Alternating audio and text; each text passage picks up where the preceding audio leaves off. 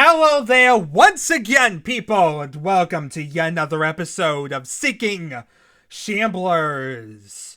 So, what are we doing this time? We're checking out one of the earliest levels for Quake, actually, that was ever made. Well, should I say custom levels? That was not a custom level made by part of id Software, because John C99 was indeed the first custom level, but it wasn't the first custom level made by someone who was an id Software employee. That title would go to Tele-X Quake. Now, Tele-X Quake, I do not have a proper timestamp for. I don't know when the original exactly came out, but as far as I'm aware, the original version of Tele-X Quake came out around, I would say, July 6th of 1996, maybe even July 5th of 1996. Because Dalius did release on July 6th of 1996 a couple maps. But the original version of Tele-X Quake, as said, is still kind of unknown. This is the original version, which I have shown you guys before, of Tele-X Quake. You have different rockets. You have four different sides with rockets, and, well, that being the same two guns over and over. Rockets and nail gun everywhere. And you have a lower area here with a double-barreled shotgun. Now, that is all well and good. The other big thing to talk about is the teleporters. And here's where it gets a little bit more convoluted. You see, the original version of Tele-X, basically you'd walk towards the teleporter and you teleport instantly. There is no grace period whatsoever. There's nothing you can like walk up onto a teleporter and teleport. No, it's literally walk right next to it and you'll teleport right away. Same thing here. So you see, you basically have no grace period. It just instantly teleports you. Now, that was on July 5th or July 6th of 1996. That one I do not know the date of. But we do know the date of the next one, which is Flooded Tel, or Flood Tele-X. As you see, this is basically Tele-X, except now with water everywhere. This was made either on the same day or a day later than the original Tele-X. It included a thunderbolt instead of a grenade launcher because this is water-based combat, and water and thunderbolts are always a bad idea. Other than that, it's really, really similar to it. It just has a bunch of water everywhere. It took them basically a few minutes to design this one. So, yeah. Needless to say, not that crazy of a thing. Now, the big thing about this one is that if you go towards the teleporter here and walk towards it, you're actually able to get up on the lip before you teleport. This is rather significant, people, because you see there was an updated version of Tele-X released about a day later or so, and actually I probably should have put this one in my folder because I happen to have every other version but this particular one. Yeah, this is the one that I didn't really move over, did I? Not really, no. Let's see here. Did I store it in here? I believe I did. Let's move this one over quickly. I'll show you guys what I mean by what I'm kind of going with this whole thing. But yeah, we have Tele-X. We have Flooded Tele-X. And like I said, Flooded Tele-X is the first version that actually I have a proper date for. Now we have Tele-X 2. Tele-X 2 is basically... Well, that's not the right one. That's Tele-X B. My mistake. We'll get to that one. Tele-X 2 is... Basically, it's like Tele-X. It looks identical to Tele-X. In fact, it behaves just like Tele-X. Tele-X B, if you basically walk up onto the platform, it's basically now able to have that little grace period. It doesn't teleport you instantly like in the original Tele-X. That is the one big difference between the original Tele-X and this version of Tele-X. This one was released on July 7th of 1996. So... we've gotten up to this point, and you guys kind of saw in advance what we're exactly going towards. Which, I should mention, there is a couple other versions we have checked out before. Like, we have checked out, or what you call it, RGFLDTEL, which is basically Flooded Tele-X. It's a modified version of Tele-X, which had different guns on each of the areas. Yeah, this one was made by someone else, if I'm right. A RG, I forget his name exactly, but this one was not made by Dalius like the other three were. though it was included in Aftershock and therefore made things a lot more confusing. And I originally called this one like air because it has the open area with air around the area with water, as opposed to a regular flooded Tele-X, which has water on the outside. Now, if you walk towards the teleporter in this one, once again, it has a grace period. It's like the last version of flooded Tele-X in that behavior. So, that is that one.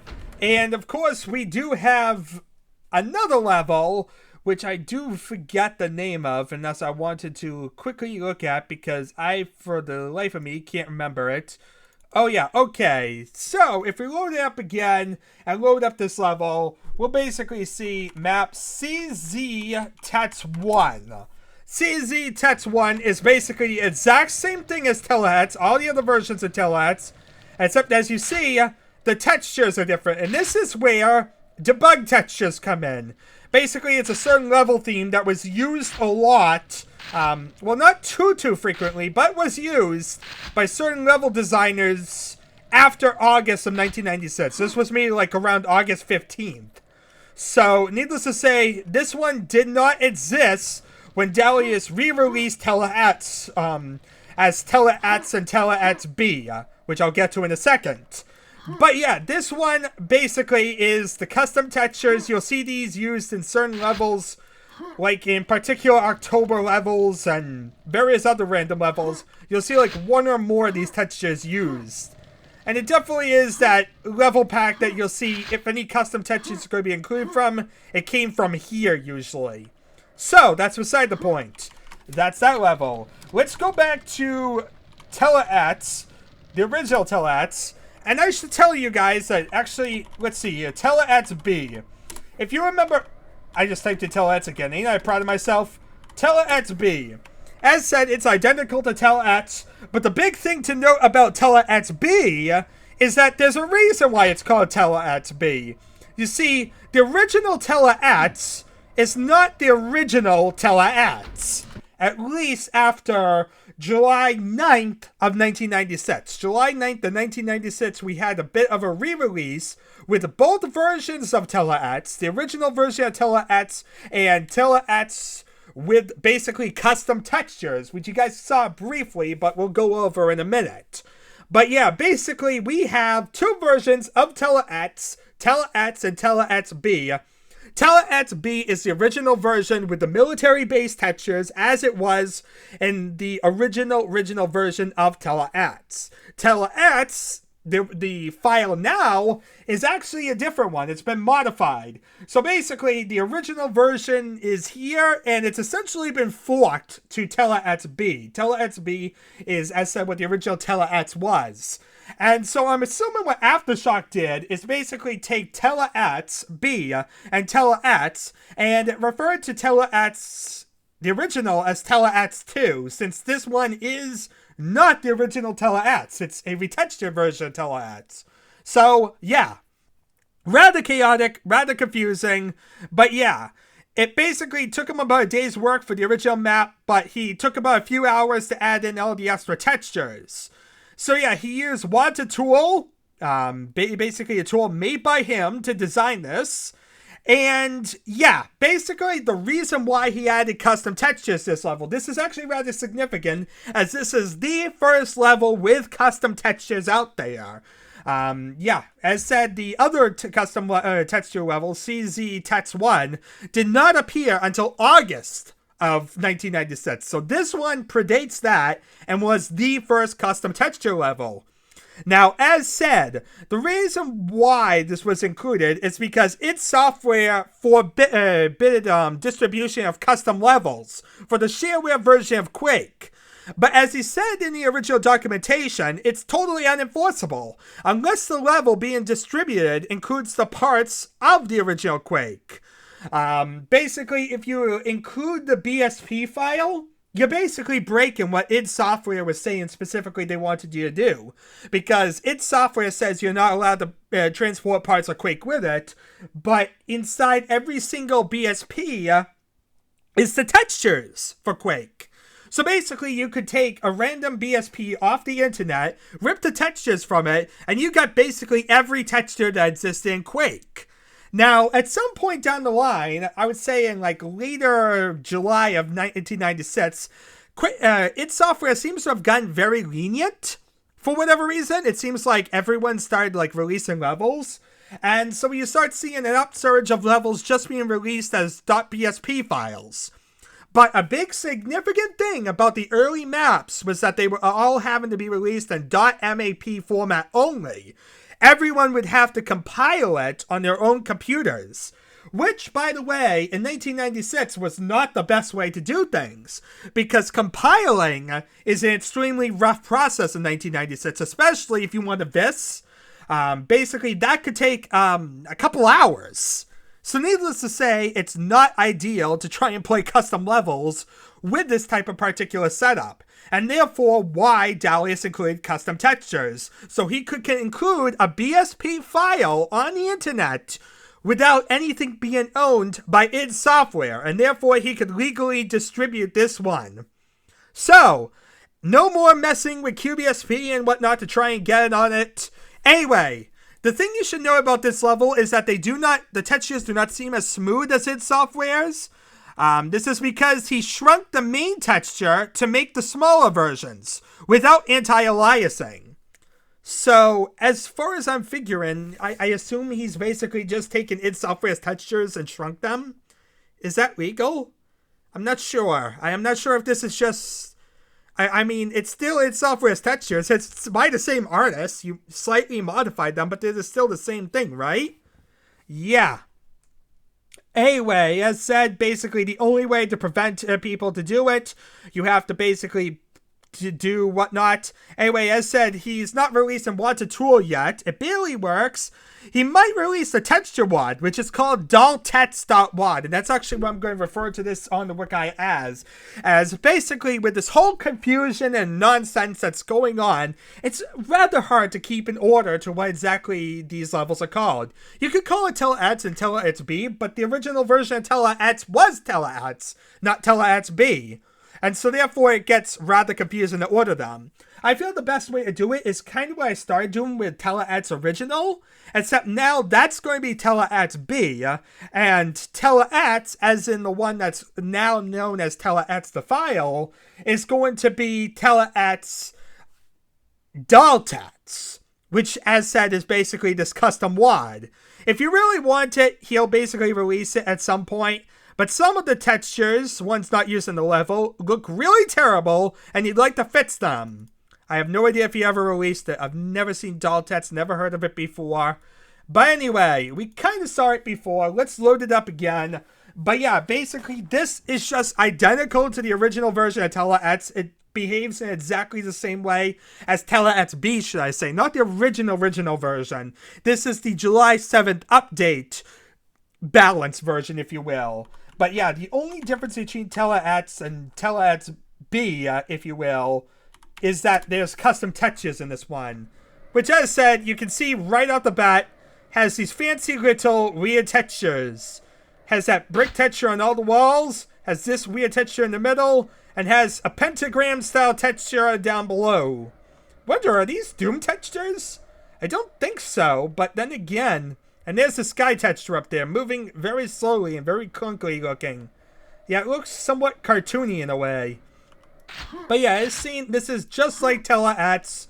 As in, if I take a walkthrough for Tele-X and lined it up with this version of Tele-X, they're exactly identical. So you're not really reinventing the wheel here. You have the teleporters which go always to the right of where you want to go. So say you want to go here, you'd go... What is it? You want to go here, you go here. So if I want to go to the one over here, I'd go over to here if I'm right. So that way it's like far right corner from wherever it is. So whatever corner you want to go to, it's the far right corner too. So say I want to go to the wall right behind me, I'd go over here, and this will turn me 180 degrees from where I just was. Yeah, it's always to the far left is the direction you want to go in. So, other than that, it's basically identical to the original version. As said, you have the inner and outer circles. The teleporters on the inner circle work exactly the same as the outer circle. So, that's kind of worthless, but it's another way to get around. And as said, we also have the double-barreled shotgun down below. Whoops. Kind of fell, but let's see here. I'm just messing around with the teleporters. Let's see here. Where is the double-barreled shotguns? Down here. But yeah, as said, it's just these 4 custom textures. You have the ground texture down here as well. Yeah, you can see he's definitely inspired by the original id Software releases. But they're definitely more cartoony and more grainy. Especially the teleporter texture. Like, if you look at that, it kind of looks a little bit grainy. It doesn't look definitely as pristine as the original id Software textures. But it's definitely different. Because after all, this is basically July 9th of 1996. On July 9th of 1996, we didn't really have many custom levels being released. In fact, almost every custom level being released at the time was by Dalius. Dalius basically had like a head start with releasing levels. And so yeah, basically this is one of the first Quake levels ever made. And on top of that, it's the first Quake level ever made with custom textures. In fact, the only other level really before this was map 01Q, which is basically a remake of Doom 1 map 1. And we also saw on the same day 2 levels, Q Chunks and QK102. Basically 2 little basic deathmatch levels, nothing too fancy. But yeah, really this level was released on the same time really saw any upsurge. And only one other level besides the levels by Dalius had even been made at this time.